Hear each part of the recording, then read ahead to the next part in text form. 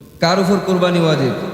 মাসআলা নম্বর 1, প্রাপ্ত বয়স্ক মস্তিষ্ক সম্পন্ন প্রত্যেক মুসলিম নরনারী যে 10 জিলহজ ফজর থেকে 12 জিলহজ সূর্যাস্ত পর্যন্ত সময়ের মধ্যে প্রয়োজনের অতিরিক্ত নেশাব পরিমাণ সম্পদের মালিক হবে তার উপর কোরবানি করা ওয়াজিব। টাকা পয়সা, সোনা রূপা, অলংকার, বসবাস ও খোরাকির প্রয়োজনে আসে না এমন জমি, প্রয়োজন অতিরিক্ত বাড়ি, ব্যবসায়িক পণ্য ও অপ্রয়োজনীয় সকল আসবাবপত্র কোরবানির নেশাবের ক্ষেত্রে হিসাবযোগ্য। বুঝে আসছেন এই কথা? আচ্ছা, নেশাব হলো স্বর্ণের ক্ষেত্রে 7.5 ভরি, রূপার ক্ষেত্রে 52.5 ভরি।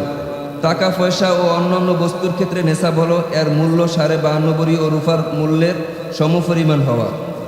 আর সোনা বা রূপার কিংবা টাকা পয়সা এগুলোর কোনো একটি যদি পৃথকভাবে নেশাব পরিমাণ না থাকে কিন্তু প্রয়োজন অতিরিক্ত একাধিক বস্তু মিলে 52.5 ভরি রূপার মূল্যের সমপরিমাণ হয়ে যায় তাহলে কোরবানি করা ওয়াজিব হয়ে যাবে।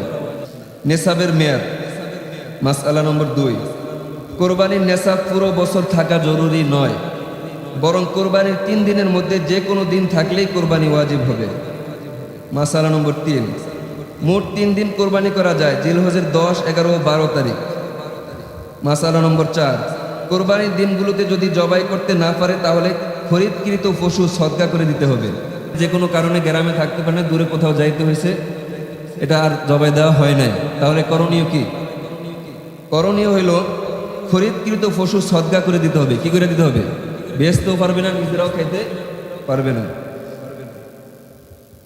আর যদি সময়ের পরে জবাই করে ফেলে তাহলে পুরো গোশত সদকা করে দিতে হবে। এক্ষেত্রে গোশতের মূল্য যদি জীবিত পশুর চেয়ে কমে যায় তাহলে পরিমাণ মূল্য হ্রাস পেলে তাও সদকা করতে হবে।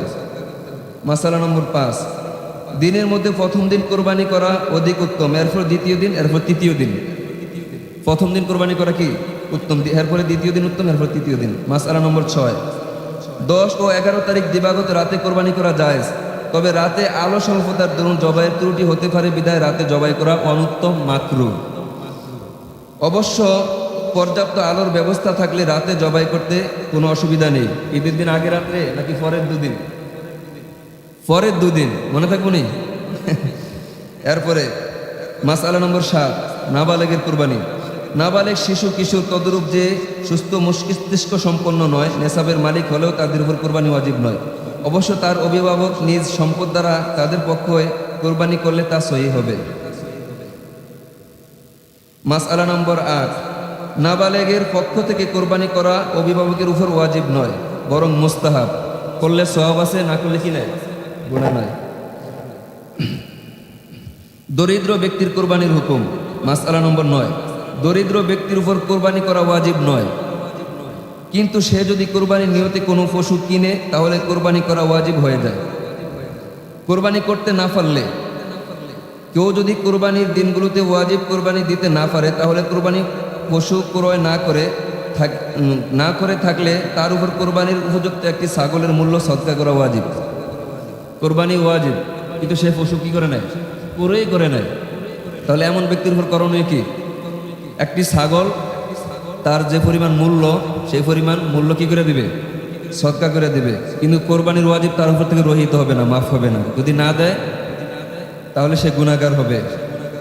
আবার বলি, কেউ যদি কোরবানির দিনগুলোতে ওয়াজিব কোরবানি দিতে না পারে তাহলে কোরবানির পশু ক্রয় করে না করে থাকলে তার উপর কোরবানির উপযুক্ত একটি ছাগলের মূল্য সদকা করা ওয়াজিব। আর যদি পশু ক্রয় করেছিল কিন্তু কোনো কারণে কোরবানি করা হয়নি তাহলে ওই পশু জীবিত সদকা করে দিবে। শরীকের মাসআলা। একটি ছাগল, বেড়া, দুম্বা দ্বারা শুধু একজনই কোরবানি করতে পারবে। কোরবানির পশু নির্ধারিত কি? উট, মহিষ, গরু, বেড়া, দুম্বা, ছাগল। মনে থাকবে না? উটের ক্ষেত্রে 5 বছর বয়স হইতে হবে, কোনো কম হতে পারবে না। গরু এবং মহিষের ক্ষেত্রে কমপক্ষে 2 বছর হতে হবে। কয় বছর? ছাগল, বেড়া, দুম্বার ক্ষেত্রে কমপক্ষে 1 বছর হতে হবে। তবে কোনো ভেড়া, দুম্বার যদি দেখতে এমন দেখা যায় যে 2 বছরের, 1.5 বছরের, 1 বছর পরিপূর্ণ হয়ে গেছে, এমন ভেড়া দুম্বার মাঝে ছাইরা দিলে তারতম্য করা যায় না, হৃষ্টপুষ্ট, তাহলে সেটা দ্বারা কোরবানি কি জায়েজ আছে। আর ছাগলের ক্ষেত্রে 1 বছর হতে হবে। এজন্য কেউ ধোঁকাবাজি করে ছাগল বেচবেন না। আর যিনি কিনবেন তিনি বিক্রয়কারী থেকে বলে দিবেন যে ভাই আমি কোরবানির উদ্দেশ্যে ছাগল কিনতেছি, পালার জন্য না। আপনার ছাগলের বয়স 1 বছর হয়েছে কিনা। তো মাসালা এখানে শেষ করছি। কারো মাসালা জানার থাকলে ফোনে কিংবা সরাসরি পরে নামাজের পরে যোগাযোগ করবেন। নির্ধারিত প্রাণী উট, মহিষ, গরু, ছাগল, বেড়া, দুম্বা, মোট 6টা। এই 6টার ভিতরে বয়স তো নির্ধারিত বলে দিলাম, ঠিক আছে। কিন্তু এগুলার ভিতরে কান কাটা, অন্ধ, এরপরে মানে এ জাতীয় কোনো ত্রুটি থাকলে, মানে বিশেষ করে অন্ধ, খোড়া, কান কাটা, শিং ভাঙ্গা, হ্যাঁ, 3 পায়ের উপরে বর করে চলে, এক স্থান থেকে অন্য স্থানে যাইতে পারে না, এ জাতীয় গরু, মহিষ বা পশু দ্বারা কোরবানি হবে না। যথাসম্ভব ত্রুটি মুক্ত পশু দ্বারা কোরবানি করবেন।